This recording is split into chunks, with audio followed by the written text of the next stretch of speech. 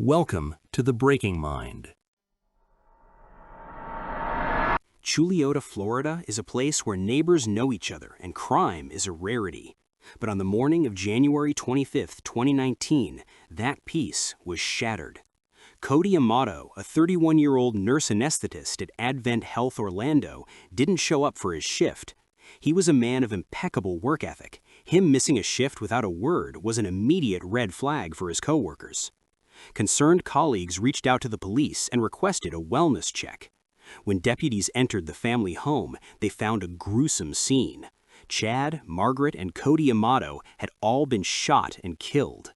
Amidst the carnage, investigators realized one family member was missing, the 29-year-old middle son, Grant. To understand how this happened, we have to look at the family Grant destroyed.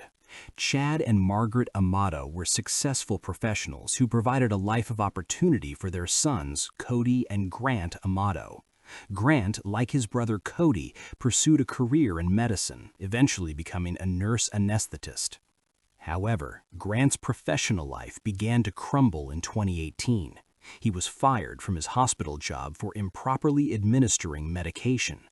Unemployed and drifting, he attempted to make a living through video game streaming, but the venture failed to provide a steady income. Isolated and searching for connection, Grant found Sylvie, a webcam model based in Bulgaria. What started as a distraction turned into a pathological addiction.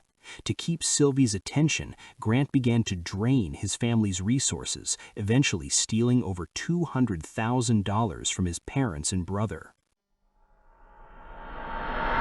When the family discovered the massive theft, they were desperate to help him. They initially sent Grant to stay with his aunt for a few days, hoping a change of scenery would clear his head.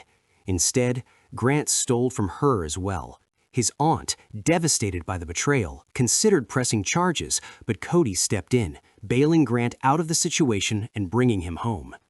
The family's final attempt at intervention was sending Grant to a voluntary internet addiction therapy program in Fort Lauderdale. He stayed for only 2 weeks before returning home. Upon his return, Chad Amato laid down 3 strict conditions for Grant to remain in the house. He must find a job, pay back the stolen money, and have absolutely no contact with Sylvie. On the night of January 24th, the house reached its breaking point. Chad discovered Grant had broken the rules by connecting with Sylvie through his mother's phone. A massive argument ensued, and Chad ordered Grant to pack his bags and leave immediately. However, Grant didn't just leave. He took a 9mm handgun and walked into the house. He found his mother, Margaret, working at her laptop. She was the first to be killed. As his father, Chad, walked toward the scene to investigate the noise, Grant shot and killed him as well. Grant then took his father's phone and used it to lure his brother Cody home. When Cody arrived and walked into the house, Grant shot him as well.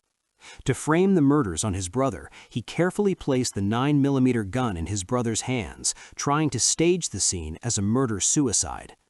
After the murders, Grant didn't flee immediately. He stayed in the house, downloading photos of the cam model onto a USB drive, even using a family credit card to buy $600 in tokens for Sylvie while his family lay dead in the adjacent rooms.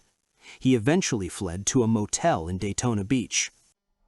Following the discovery of the bodies, a BOLO, be on the lookout, was issued for Grant's white Ford Focus. He was located and arrested at a hotel in Daytona Beach the next day. During interrogation, Grant was remarkably calm. He admitted to the conflict over the money and Sylvie, but claimed his father had kicked him out at 9:30 p.m. and that he was gone long before the murders occurred. The prosecution's case was built on a mountain of digital evidence that shattered Grant's alibi. Home Wi-Fi logs showed his laptop was active at the house long after he claimed to have left.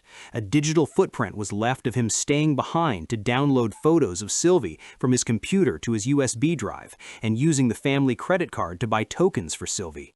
Forensic experts also found he had put his brother Cody's phone into recovery mode to wipe the data in it. Perhaps the most damning physical evidence was a pair of black leather gloves found at the scene, covered in Grant's DNA. A longtime friend testified that these were the exact gloves Grant wore during a family trip to Japan. The defense argued the case was purely circumstantial, but the jury saw a man who had traded his reality for a digital obsession.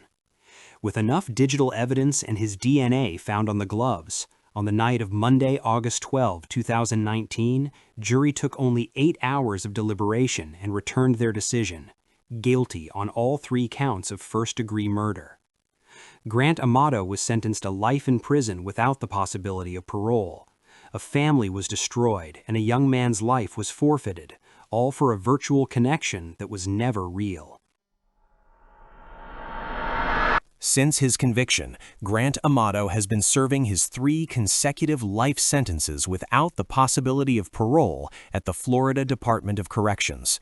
He unsuccessfully attempted to appeal his conviction in 2022, with the court upholding the original verdict and the life sentence. Today, he remains incarcerated, distanced from his surviving brother Jason, who has publicly addressed the profound loss of their parents and Cody.